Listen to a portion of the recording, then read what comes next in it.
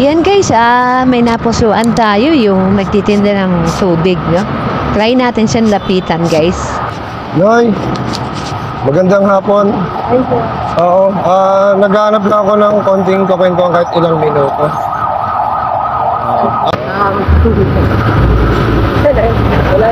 Bike Yahero. Bike Yahero, no? Marco. Yun, gusto kong humingi ng pasensya sa'yo. Actually, kaya lang naman kami namimigay kasi sinasauli ko yung blessing na binigay sa akin. Kaya hindi ako nagsi-social experiment ako pero madalang. Actually, napadaan lang ako rito sa Cubao eh. May pupuntahan akong kaibigan eh. Kukuha rin ako ng kailangan ko. Pero hindi ko naman inano yung social experiment ako kasi pag napusuan kita. Salamat. Oo. Kasi napusuan kita, nanggaling kami sa squatter dito rin sa Cubao. Hindi na kami dito nakatira.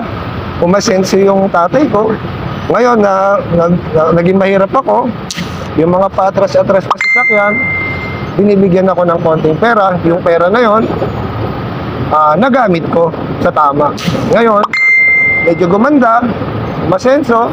Hindi naman ako sikat sa YouTube, hindi naman ako sikat sa Facebook. Kaya yung binibigay sa akin ng mga tao, sinasauli ko. Kasi alam ko, natatakot ka, baka humingi ng kapalit, di ba? Hindi naman po. Ang akin naman siguro, kung makikipagkwentuhan ako kasi nanghihingi ka lang naman ng konting oras. Hindi ko kailangan ng pera. Parang kasi baka ganun siguro. Parang ganun ba? Pero kaya ngayon kasi talaga po, maghahabol po.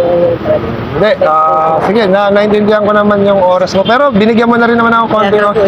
Oo. Actually, binigyan mo na nga akong oras. Bakit ka pala nagtitinda ng tubig? Pambili ng pangangailangan namin. Pangangailangan ninyo. Para tabi-tabi din. Ilan ba anak mo? Wala. Wala. Saan ka nakatira? Sa tatay mo? Hindi. Wala na akong tatay. Nanay mo? Sa nanay mo na lang. Pagkano ba dapat kitain mo sa isang araw? Okay na talaga ako sa 400. Matulog eh. Pahirapan nyo yung mga marami. Parang talaga. Actually, birthday ko eh. Salamat, no? Birthday ko talaga. Pero dumaan na. Birthday ko na kaya naghanap ako ng mapupusuan.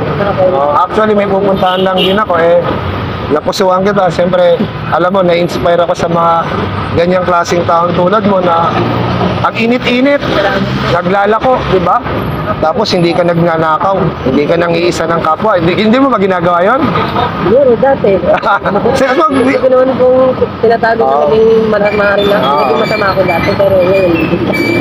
Siguro, wag mo nang balikan yung mga ganyang klaseng bagay kasi wala kang mapapalagi. Sisingilin ka rin ng Diyos. Kaya nga ako nagpakabait eh. Mabait din sa'yo yung karma. Pero salamat sa konting oras mo, no? Actually, na-interview na nga kita eh. Yun lang naman yung gusto ko eh. Thank you po kayo. Bye-bye po. Ingat po kayo. Actually, kung ano man yung iabot ko sa'yo na to lahat. Thank you. Thank you po. Salamat sa oras mo, ha? Thank you po. Bye-bye po. Ingat po kayo. Medyo lang kita ng konti. Maraming salamat ha. Salamat kasi birthday ko eh. Kung ano man yan, sa'yo na lahat yan. Wala kang kailangan ipalit. Salamat.